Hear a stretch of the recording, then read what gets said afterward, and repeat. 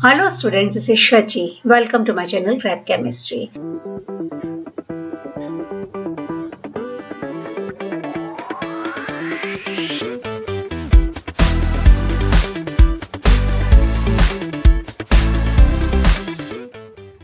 Today I am going to explain a class 12th NCERT problem number 22. Topic's name is Haloalkanes and Haloarenes. Students, before starting, I want to remind you to support me by subscribing my channel, by liking this video and by sharing this video with the friends also, so that I can make many more useful videos for you. So now come with me and let's crack chemistry. Our topic is haloalkanes and haloarenes. From this topic, I will explain one NCERT problem number 22. So now let's see the problem. Problem number 22 is that when a primary alkyl halide C4H9Br is reacted with alcoholic KOH, it will give a compound B.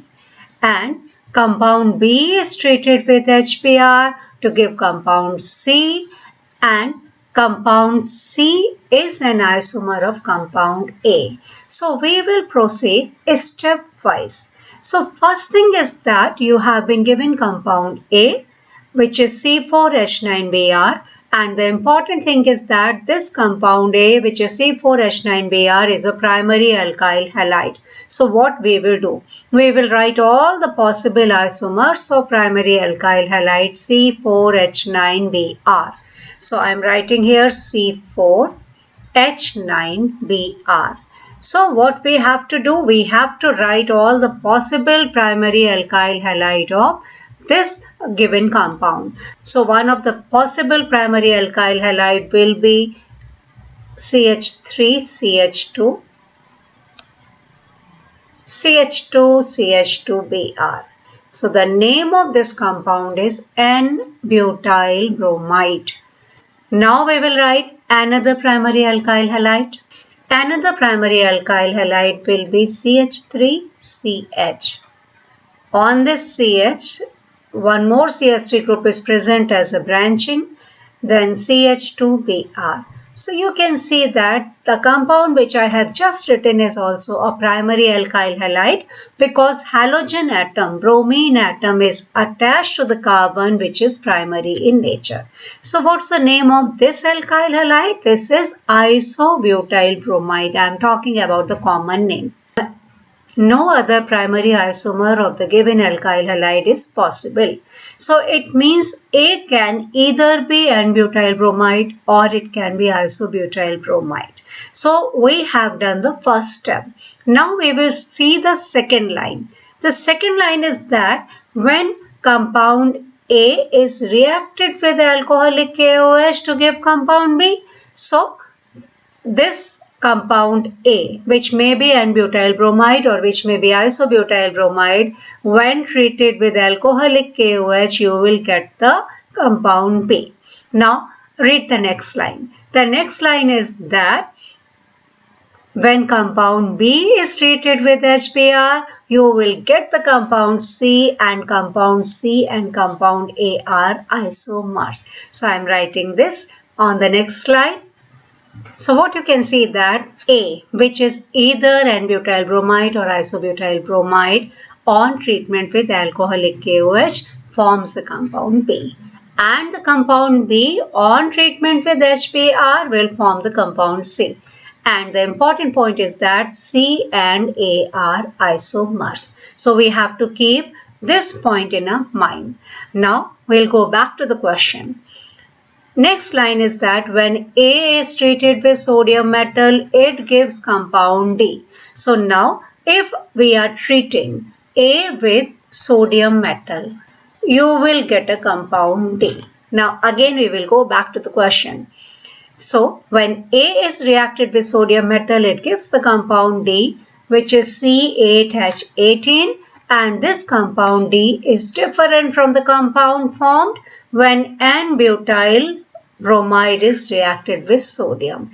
So from this line it is very much clear that A cannot be N-butyl bromide, because A, when treated with sodium metal, we get a compound D, and the compound D is different from the compound when N-butyl bromide is reacted with sodium. So now we have solved the question with the help of this very simple trick. Now we are sure that the compound A can't be N-butyl bromide and the compound A is isobutyl bromide. So we can write reactions easily one by one. So our given compound A is isobutyl bromide. So I am writing here compound A, which is isobutyl bromide, CH3CH3, CH2Br. This is compound A. And this compound A, when treated with alcoholic KOH, you will get a compound B. Children, you must be knowing that alkyl halides on reaction with alcoholic KOH undergo dehydrohalogenation reaction. In dehydrohalogenation reaction, halogen atom and a beta hydrogen atom is eliminated. This results in the formation of an alkene. So the alkene formed will be CH3CCH3 double bond CH2. So we can see here that the alkene which is formed here is CH3CCH3 double bond CH2. Its common name is isobutane. This is B. Now B on treatment with HBr will form C, and C and A are isomer. So I'll write the reaction of B with HBr on the next slide. B is CH3 CH3 double bond CH2. So this is B. On reaction with HBr, you must be knowing that the addition of HBr will take place according to Markovnikov rule. So bromine atom will be added to that carbon atom of the double bond which is having least number of hydrogen atoms, and the hydrogen atom will be added to that carbon of the double bond which is having maximum number of hydrogen atoms. So our product will be CH3, CCH3. On this carbon atom, bromine will be added, CH3. So this is compound C, and you can see that compound C and compound A are isomers because compound A was isobutyl bromide. So I can write here the formula of isobutyl bromide, CH3, CH3, CH2Br. So this is compound A and this is compound C. So you can see that compound A and compound C are isomers. So till now we have identified A, we have identified B as well as C.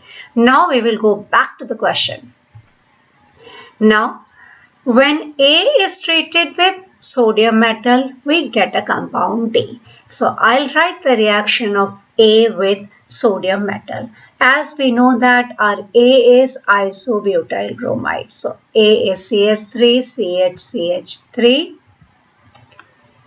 CH2Br. So the reaction of an alkyl halide with sodium metal is called as Wurtz reaction. In this reaction we will get the higher alkanes. So two molecules of alkyl halide will take part in the reaction. So I am writing the other molecule as well.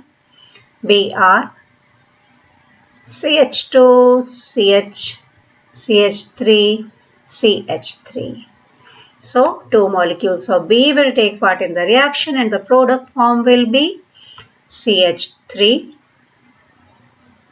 CH3, CH2, CH2, CH3, CH3.